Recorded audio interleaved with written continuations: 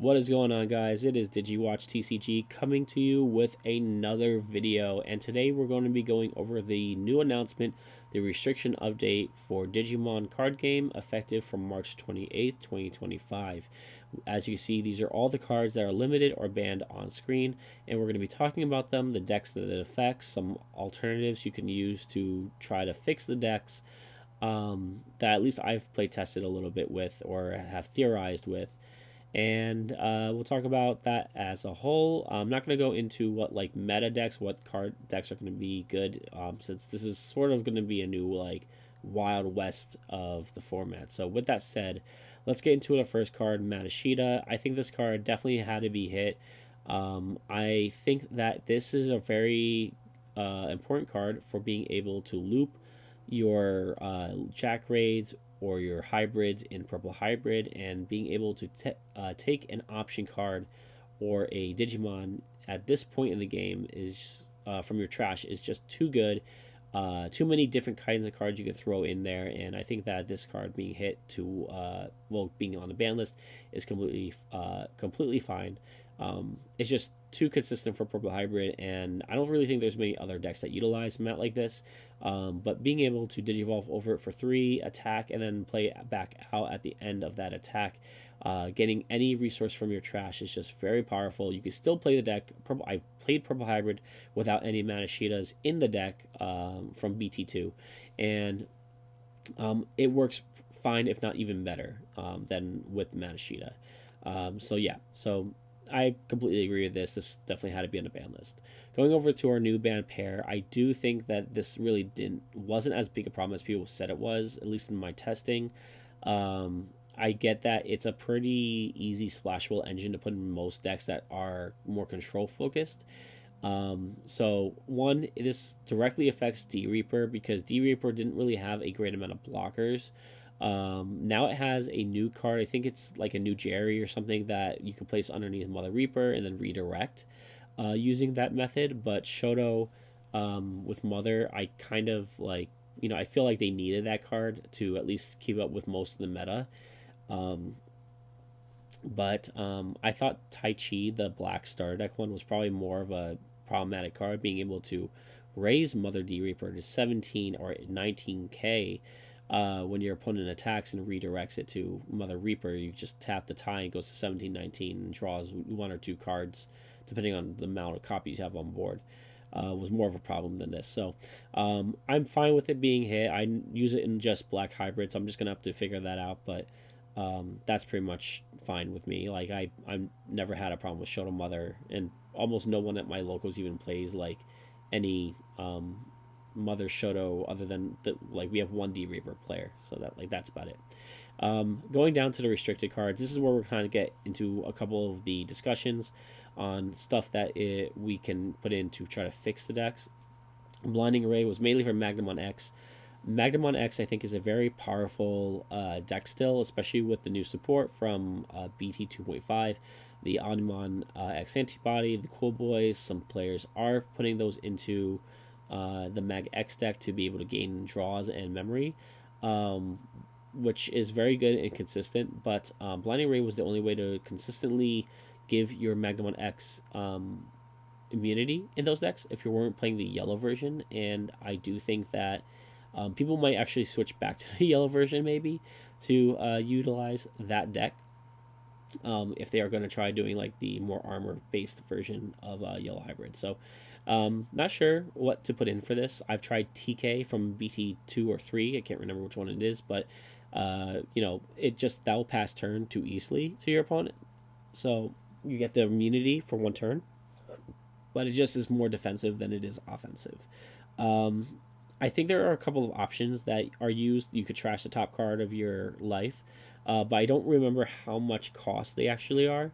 And I do think that if you do that again, you can remove something more defensively, more tempo based, but you won't be able to attack to security and hopefully like not die to an ace or something like that they have in their hand.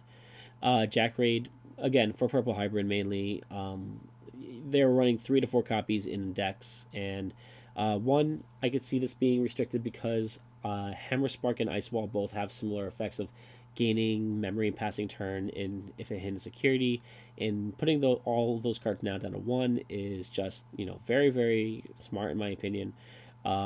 Jack Raid also was the tool to be able to extend consistently with Purple Hybrid, and putting this down to 1, I don't even run any in the version I'm trying out right now with Jack Raid, with Purple Hybrid. Instead, I've decided to actually take those out completely, put in 4 copies of Death Slinger and extra copies of the new BT18 Koichi that recycles back a hybrid in order to kind of fill in the gaps of Matashita and Jack Raid.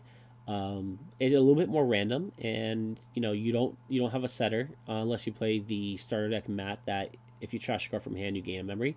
I've also put in more Nidhogs to gain memory that way.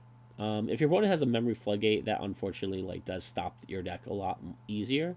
But yeah, definitely ways of still playing Purple Hybrid, just stopping them from being more consistent with loop. So both of these, I think, just putting them to 1 or banned was completely fine. We're not going to talk much about the dog. We know why the dog was there. It's unfair. It doesn't let your opponent play the game. Anytime your opponent searches a card and tries to play the game, you're getting punished by losing memory, and sometimes your opponent is going to choke you to 1 or 2 memory, and you have 8 cards in hand, so now you're at 0. So what can you do? You Digivolve and then pass turn, or play a card and pass turn. It's very limiting, and I think this deserves to go to 1. I have no. You can play the ones that say it's can't be redirected and make it a little bit more aggro that way, but I think putting Mirage to 1 was completely fine and fair in this version. We have Fenrir. This was actually surprisingly a smart move because this does kind of dismantle a lot of the deck, which utilizes Takumi Kazuchi. One, the Inherited here is more the reason I think why they're doing it, and the playing out the I think it's Kazuchimon from your trash. So Fenrir putting it to 1 means that it's less consistent, and that you have to rely more on the BT14 strategy of the deck, where you don't pass turn till you're at 3 memory on your opponent's side, and you're playing out multiple bodies and you're attacking with Alliance multiple times, but you cannot go into the big dog without passing turn, which is actually kind of interesting because you could still do all the same plays. You'll just have to hard slam Takumi Kazuchi. What's it called? The Kazuchimon from your hand, and then because Takumi Kazuchi will see that in your trash, you'll be able to DNA there, gain your memory back to 3 on your opponent's side, and then gain an extra memory, putting yourself at 2 on your opponent's side. But it's because you don't have the inherit anymore of the purple-red Fenrir, you'll pass turn. Which means that if they don't kill it in that next turn, then at least that your your opponent has 1 turn to kind of try to figure out this problem that your opponent just set up. Hey, I can't OTK you, but at the very least, if you don't do anything to my big dog, then you'll OTK you. It's slowing down slightly. Balmon would have been another great hit to bring this deck down, but with only 2 Balmons in the entire game, I think they didn't want to risk the chance that we have 3 Fenrirs in the deck. We have the one that came out in BT20, which I don't really know. I think it has Scapegoat. It plays out a body, and then it says it. I think it's if it deletes an opponent's Digimon in battle or something like that, you can trash the top card of their security. So people might want to play the more defensive version, the one that is more of the ace version instead. But there's a lot of testing for this version of the deck now, because it definitely changed the structure. I think this was surprisingly a very strong and smart hit to the deck. Going over to the other ones here, we're almost done. I didn't want to make this more than 10 minutes. We're getting there. But Kazuomon, just to stop Tau Loop, you play Taumon, you use one of your option cards, you go into Kazuomon, you activate the effect to play another option card, and then you're playing Talmon Ace over and over again and just making 4 or 5 bodies on board. Now, the only real way to play that deck is more toward the more traditional Sukuyamon line, being able to similarly sometimes do the same thing, but you can't. You have to be more reliant on a more traditional build, where you're going up the line from a 4 to a 5, playing out a 6, and then I think there might be only one card that lets you play like Talmon. I don't remember if there was, but you could still run one copy here. That's fine of one Kazua. The hybrids here. These are the warp hybrids from BT4 or 5. I don't remember, but they're when attackings can digivolve, or when digivolving can digivolve into Ancient Greymon, Ancient Garurumon consistently. I think the problem was you either had to hit the promo here, Agunimon, or you had to hit the Ancient Greymon or Ancient Ancient Garurumon. Ancient Greymon from BT7 can swing sometimes with 4 or 5 checks into your opponent's security, and that's just insane in my opinion. And you get to recycle back cards from your trash and add them back to your hand. Just too much consistency in my opinion, and just being able to kill your opponent in potentially 3 turns, 2 turns sometimes. With this card is very, very powerful, so I completely understand going to 1.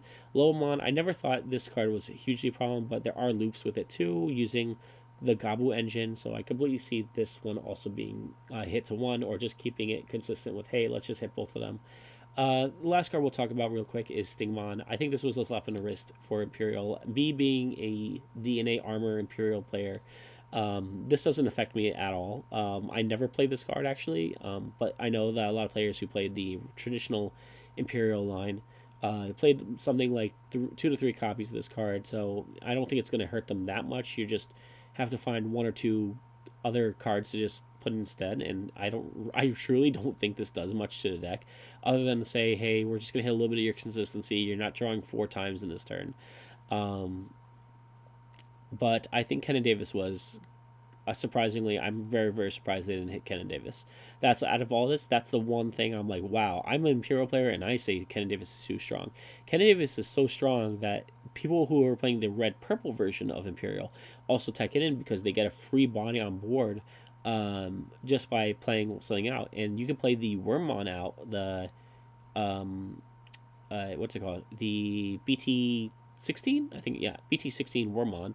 Digivolve into Shadramon. Shadramon play out another BT16 Wormmon, and then literally you have not paid anything this turn, and other than 1 memory for Shadramon.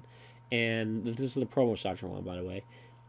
And you just go up the line until you're at your Imperial and just swing and win that way. So very surprising that Stingmon was hit instead of Ken Davis. That would be the one thing that I see. I think Imperial is going to be very represented in both blue, green, and purple, red versions of the deck. And I think that overall, as in terms of a ban list that was effective, I really like this ban list. I think this hit every deck in a way that didn't destroy the deck. Blinding Ray, like I said, does not kill Magnemon X. It makes it just a little inconsistent, more defensive. Jack Raid and Madashita do limit what you can do with Purple Hybrid, but it does not kill the deck. Mirage, I think, actually, you know what? Mirage is probably one of the only decks that I think is gone. Fenrir is just playing more defensively and maybe a little slower. Now you can't OTK your opponent as consistently. The 2 hybrids and Kazuamon, I think, are just to stop looping and being able to do a lot of damage in 1 turn pretty quickly. And then Stingmon was, I think, a misplay. I think that Kenan Davis should have been the hit. But with that said, that's all I really have to say about this ban list. I'm pretty happy with it. I'm hoping that Bandai will put something out maybe, hopefully in June or July this year, as a few, added hits. Maybe they'll hit a Kenan Davis then, just to 1. I do not want to see it banned. Just keep it a 1. But I do think that this was a very good ban list. Anyway, hope everyone has a wonderful day and enjoyed Worlds for Digimon and One Piece and all the other card games. And we'll, see you soon, and stay classy.